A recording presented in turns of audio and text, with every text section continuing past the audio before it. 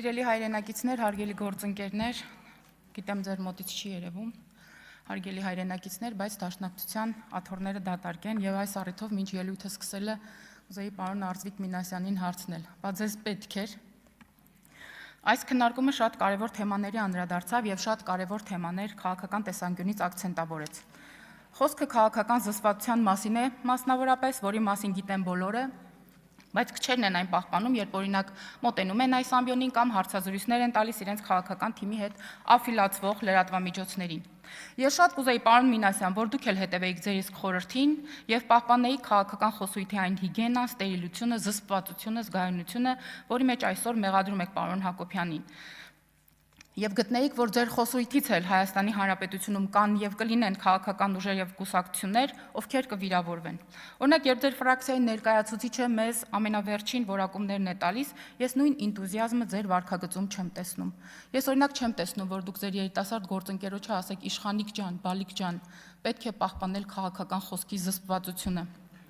Դուք այստեղ հպարտանում եք, որ մեկ դարուց ավել քաղաքական կուսակցություն եք եւ այլն, բայց դուք այնքան քաղաքականապես սնանկ եք, որ ձեր քաղաքական գաղափարախոսության կարևոր նշանաբանն է մահ կամ ազատությունը, իսկ միակ քաղաքական փաստարկը ուրիշներին թրքասեր եւ թրքաբարո անվանելն է։ Այսինքն, եթե չկա տվյալ ազգության նկատմամբ թշնամանք կամ վերանում է այդ թշնամանքը, դուք բնականաբար ձեր քաղաքական ինքնությունը ոչնչացնում եք։ Դուք պարոն Ռուբինյանին առիթ անառիթ անընդհատ այսպես մատնացույց եք անում կամ մեղադրում եք թուրք գործընկեր ունենալու մեջ, չհասկանալով եւ չպատկերացնելով ըստ երևույթին պարոն Ռուբինյանի ստատուսը, բայց այստեղ մի ուրիշ հարց է առաջանում։ Ես ուզում եմ բոլորն իմանան, այդ թվում նաեւ դուք էլ իմացեք, գուցե չգիտեք, որ Հայաստանի հայոց պատմության մեջ, Հայաստանի պատմության մեջ չկա այնպիսի քաղաքական ուժ եւ չկան այնպիսի քաղաքական կուսակցություններ, որ ձեզնից ավելի շատ թուրք գործընկերներ է ունեցել։ Հարգելիներս, դուք Թուրքիո կառավարությունում տեղեր եք ունեցել թուրքական մեջլիսում։ Եվ այս համատեքստում կուզեմ անդրադառնալ Ռոբերտ Քոչյանի վերջին հարցազրույցին, ով բոլորովին այլ խոսույթով հանդես եկավ, դետալների մեջ չեմ ուզում խորանալ, ընդհանրապես ուզում եմ արձանագրել, որ Ռոբերտ Քոչյանը ըստ երևույթին ձեր գաղափարախոսության մասին տեղյակ չէ, կամ չի հետևում երևի թե այն նիստերին, որի ընթացքում դուք ինչ-որ հարցեր եք բարձրացնում, կամ դուք Ռոբերտ Քոչյանի հետ կոմունիկացիայի խնդիր ունեք, կամ խաբում եք ձեր ընտրողին, կամ կողմը լալով դեմ եք, իսկ հակառակ պնդումը նույնպես ճիշտ է։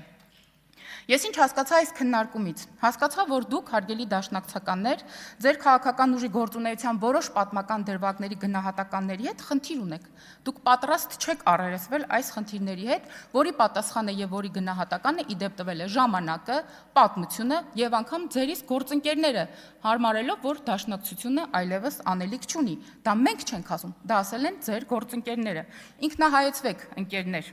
Դրանով դուք անցյալի պատմությունը իհարկե չեք փոխի, բայց ներկա եւ ապագայի առումով դեռ կարող եք միանալ այն քաղաքական առողջ ուժերին, ովքեր ուզում են Հայաստանը պահել անկախ եւ ինքնիշխան, եւ ինչպես ձեզ շատ հայտնի խոսքն է ասում վասն հայրենյաց եւ վասն հավատոյ։ Ձեզ խորհուրդ տվեց պարոն Հակոբյանը, որ քաղաքական առումով ադապտացվեք, որովհետեւ դա է այսօրվա այն միակ հրամայականը, որ կարող է ձեր մոտ կենսունակություն ապահովել։ Հիմա, քանի որ դուք պարոն Հակոբյանին մեղադրում եք քաղաքական զսպվածությունը չպահպանելու մեջ եւ նա հանդիսանում է ՀՌՀ անդամ, այս պարագայում պարոն Ռուբինյանը իմ մտքի մասին արդեն ասեց, օրինակ ես ուզում եմ հասկանալ, օրինակ երբ որևէ հեռուստաընկերություն ցույց է տալիս նվագախմբի տղաները, Սարոյան եղբայրները կամ Զանգեզուր ֆիլմը, այդ դեպքում դուք ինչու դիմումով չեք դիմում ՀՌՀ-ին, ասեք օրինակ, որպեսզի տուգանեն այդ հեռուստաընկերություններին, թե այնուամենայնիվ այդ ֆիլմերի մեջ որոշ պատմական դրվագների հետ դուք համաձայն եք։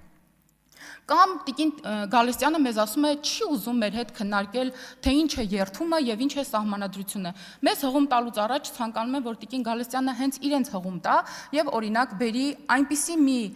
դեպք կամ դրվագ, երբ 91 թվականից հետո նորանկախ Հայաստանի պատմության մեջ ներքին խժդժություններ հրահրելու, սահմանադրական կարգի տապալմամբ, զենքի գործադրմամբ, խուլիգանական արարքներով ինչ որ դեպքեր են գրանցվել եւ օրինակ դաշնակցական կուսակցությունը դրա մեջ մաս չի կազմել։ Ես օրինակ չեմ հիշում։ Այստեղ խոսում են, որ երևելիներ են եղել դաշնակցության